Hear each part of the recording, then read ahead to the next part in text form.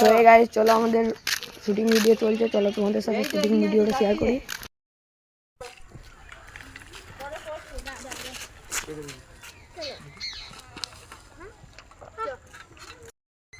কি করছো মাটি